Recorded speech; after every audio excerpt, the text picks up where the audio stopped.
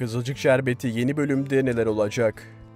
Videomuza geçmeden önce dizimizin eski sezonlarındaki gibi bol entrikalı ve sürükleyici bir sezon izlemek isteyenler videomuzu beğensin, sayımızı görelim. Ayrıca Kızılcık Şerbeti ile ilgili en güncel gelişmeleri kaçırmamak için kanalımıza abone olup bildirimleri açmayı unutmayın. Sezon açılışından itibaren izleyiciler çok net bir mesaj aldı. Bu sezon önceki sezonlardan çok daha sert, çok daha hızlı ve duygusal anlamda daha çarpıcı olacak. Karakterler arasındaki çatışmalar büyüyor. Aileler arası dengeler tamamen değişiyor. Ve her bölümde yeni bir sürpriz kapıyı çalıyor. Daha ilk sahneden itibaren tansiyonun hiç düşmediği, izleyicinin bir sonraki hamleyi tahmin etmekte zorlandığı bir sezon başladı. Yeni bölümde en çok konuşulacak isimlerden biri ise kuşkusuz Işıl olacak. Daha ilk andan beri Doğa'yı hedef alan, onun zaaflarını bilen ve bu zaafları ustalıkla kullanan Işıl, yeni bölümde planlarını bir üst seviyeye taşıyacak. Doğa ile Fatih arasındaki bağı koparmak isteyen Işıl, küçük ama etkili hamlelerle onları karşı karşıya getirmeye çalışacak. Bu sahneler izleyiciye acaba Doğa oyuna düşecek mi sorusunu sorduruyor. Doğa geçmişte çok kırıldı. Fatih'in ihaneti, yaşadığı hayal kırıklıkları ve ailesiyle olan çatışmaları onun kalbinde derin yaralar açtı. Ama Doğa aynı zamanda annesi Kıvılcım gibi güçlü bir kadın. Işıl'ın oyunlarına düşmesi demek hem kendi hayatını hem de ailesinin huzurunu kaybetmesi anlamına gelecek. Senaristler burada izleyici ikilemde bırakmak istiyor. Doğa aklıyla mı hareket edecek? Kalbine yenik mi düşecek? İzleyici için heyecan tam da burada başlıyor. Fatih ise bu sezonun en zor karakterlerinden biri olacak gibi. Şirketteki iş yükü, Asil'le olan rekabet ve ailesine karşı sorumlulukları arasında sıkışmış durumda. Fatih'in en büyük zaafı, bazen duygularını geri plana atıp işine odaklanması. Doğaya olan sevgisi hala çok güçlü ama bunu gösterecek vakti bulamıyor. Yeni bölümde Fatih'in Doğayı mutlu etmek için sürpriz bir adım atmasını bekliyorum. Ancak Asil'in kurduğu planlar Fatih'in her hamlesini boşa çıkarabilir.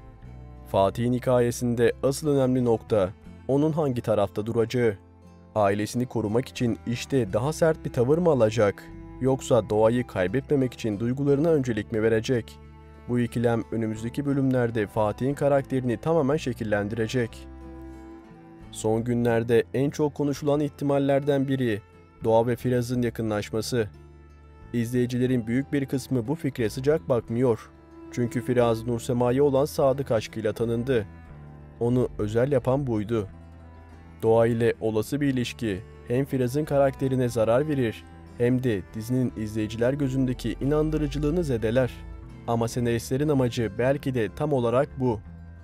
Doğa ile Firaz arasında ufak kıvılcımlar gösterip ardından Doğan'ın kendi yolunu seçmesini sağlamak. Böylece Doğan'ın Fatih'e olan sadakati daha da güçlü vurgulanabilir. Firaz'ınsa Nursema'ya geri dönüşü daha değerli hale gelebilir.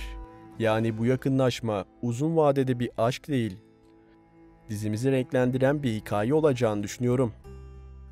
Nursema bu sezonun en çok gelişim gösterecek karakterlerinden biri. Annesi Pembe'ye benzemeye başladığını fark etmesi onun için büyük bir kırılma noktasıydı. Yıllarca annesiyle çatıştı, özgürlüğünü savundu. Ama şimdi aynı sorumlulukların altında ezilmeye başladı. Ailesini toparlama isteği onu istemeden pembe yoluna sürüklüyor. Yeni bölümde Nursema'nın içsel çatışmalarını daha fazla göreceğiz. Bir yandan olgunlaşmış, güçlü bir kadın karakter var. Diğer yanda da hala kalbinin derinliklerinde kırgınlıklar taşıyan genç bir kadın. Firaz'la ilişkisini toparlaması kısa vadede zor. Ama uzun vadede bu ikili için umut ışığı hala var. Peki sizce Nursema nasıl bir yol izlemeli? Yorumlar kısmında kendi düşüncelerinizi mutlaka belirtin. Nursema'nın izleyeceği yol dizimizin akışında çok önemli bir rol oynayacak. Dizimizin yeni karakteri Asil adeta fırtına gibi girdi. Soğukkanlı, stratejik ve manipülatif haliyle tam anlamıyla düşman figürü. Fatih'le olan mücadelesi sadece iş dünyasıyla sınırlı kalmayacak. Aile içi dengeleri de alt üst edecek. Yeni bölümde Asil karakterini Fatih'i köşeye sıkıştıracak yeni planlar yaptığına tanık olacağız. Asil'i farklı kılan şey, klasik bir kötü karakter olmaması. Onun hamleleri öngörülemiyor. İzleyici her sahnede şimdi ne yapacak diye düşünmek zorunda kalacak. İşte bu da Asil'in hikayesini sürükleyen en önemli unsurlardan biri haline gelmesini sağlayacak. Kıvılcım ve Ömer cephesinde ise bambaşka bir sınav var. Zorlu bir hamilelik sürecinden sonra Kıvılcım bebeğini kucağına aldı. Ömer de baba olmanın sorumluluğunu üstlendi. Ama Kıvılcım'ın Ünal ailesine duyduğu öfke hala dinmedi. Yaşadıklarını unutamıyor. Bu yüzden Ömer'i net bir seçimle karşı karşıya bırakacak. Ya ailesi ya da kendi kurduğu yuva. Ömer elbette Kıvılcım ve bebeğini seçecek. Ama bu yol sancılı olacak gibi görünüyor. Kıvılcım'ın öfkesi ve hırsı zaman zaman onların arasını açacak. Bu süreçte Ömer karakterinde ciddi bir dönüşüm görebiliriz. Belki de daha da karanlık, daha sert bir Ömer izlemeye başlayacağız. Bu sezon Ömer karakteri için önceki sezonlardan daha da önemli olacağını ve Ömer karakterinin bu sezona damga vuracağını düşünüyorum. Ve dizinin en beklenen gelişmelerinden biri Çimen'in dönüşü. İkinci sezonun sonunda yurt dışına giden Çimen 5. bölümde yeniden hikayeye dahil olacak. Onun dönüşü hem aileyi hem de hikayeyi hareketlendirecek. Saf ve genç ruhuyla tanıdığımız Çimen'in bu kez daha olgun ve belki de daha isyankar bir tavırla geri dönmesi mümkün.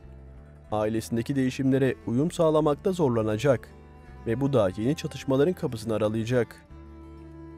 Yeni bölümde ilk sahnelerin gerginlik üzerine kurulması bekleniyor.